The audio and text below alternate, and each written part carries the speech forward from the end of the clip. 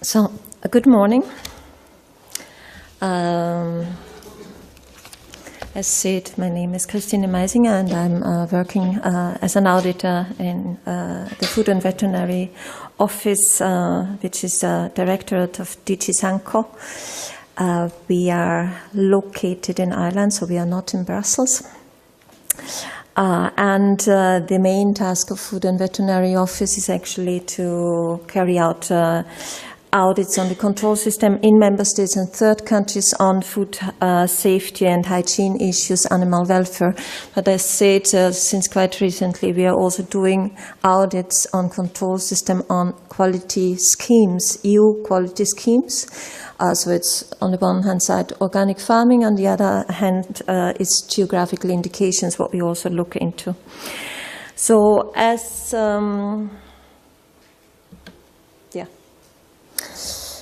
it's not the first time that FVO had carried out this type of audits. In 1999 to 2004, FVO carried out 16 audits, 9 in member states and 7 in third countries. And now in 2012 and 2013, we have carried out so far 9 member states audit and 4 in third countries. What we also do is we have just started to check control bodies in third countries which are not listed in the regulation. But we only carried out a pilot audit to China in last year, by the end of last year. So as you can see, listed, so my presentation will cover only reports which are already published. France, Spain and Greece, they are not yet published, so they are still in a so-called draft version. What you see here is the number of recommendations, what we have then listed in the reports. These are non-compliances we found in the countries, non-compliances in relation to EU regulation, and where we asked the competent authorities of that member state to rectify them. So they have to submit then an action, so-called action plan, and we assess the action plan, and if satisfied, then later on, we will go for a follow-up audit mission in order to verify whether this has actually been done on the spot.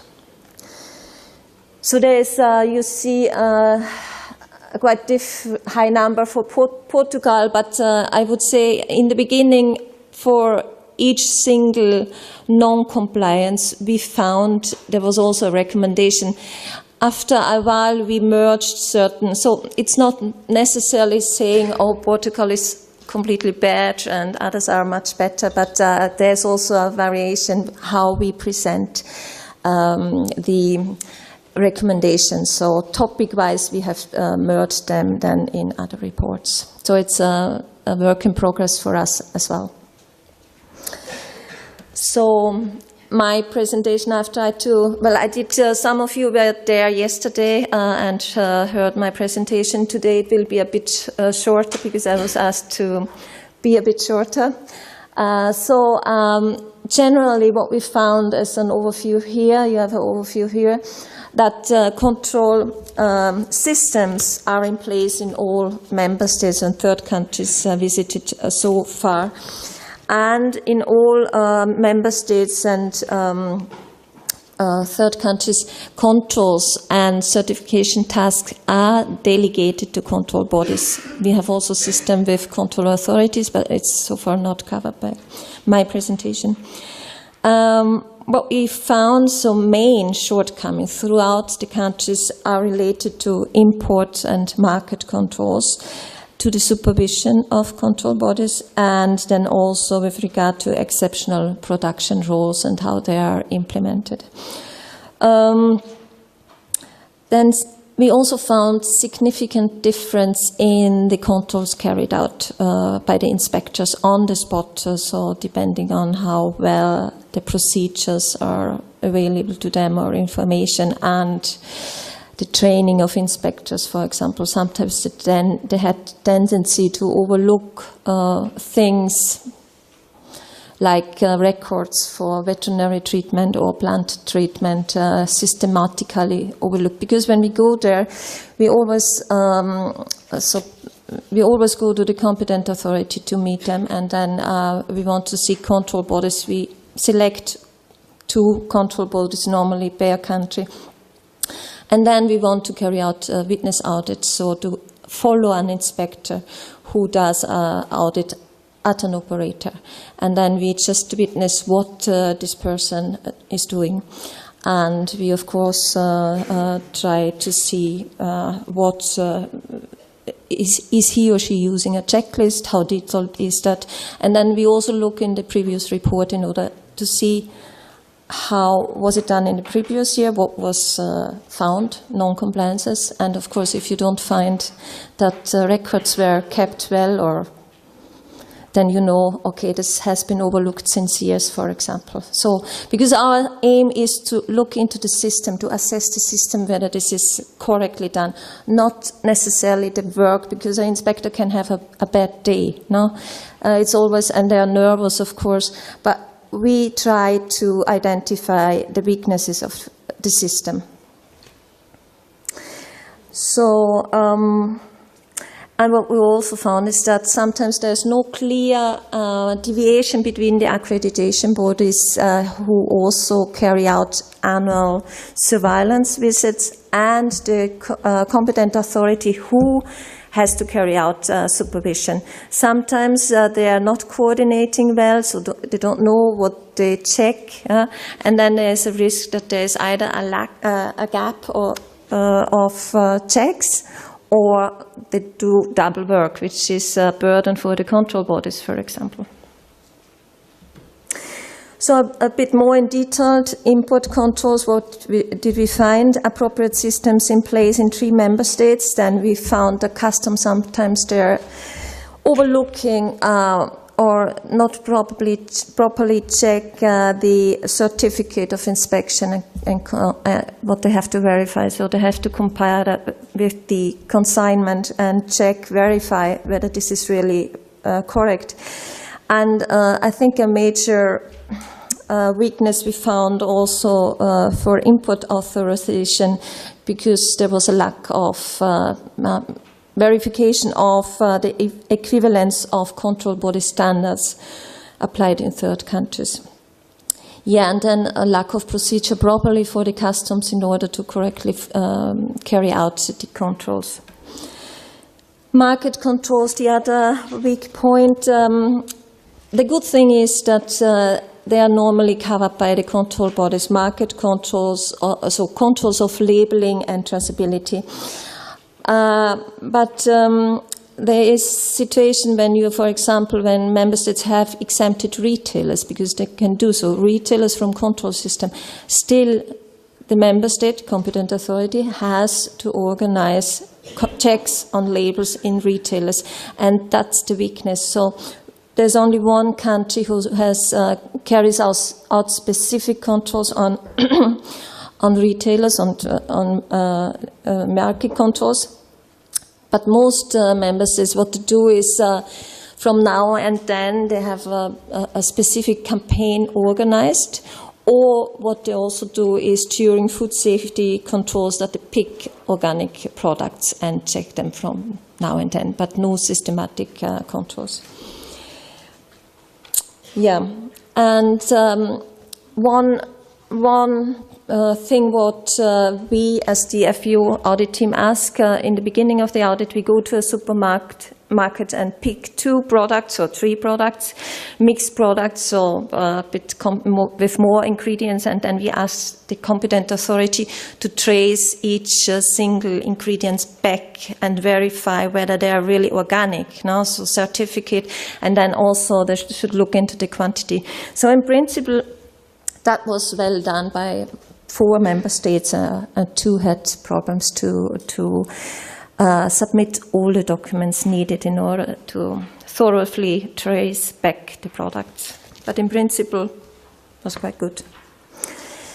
Then another weakness is the supervision, as I already said. So if competent authority delegate, they should carry out supervision. Okay, until the end of last year, it was, so to say, where necessary. So the regulation says where necessary. So, and some countries obviously interpreted that in a very flexible way. So this is probably the reason why we found weaknesses in all member states. No?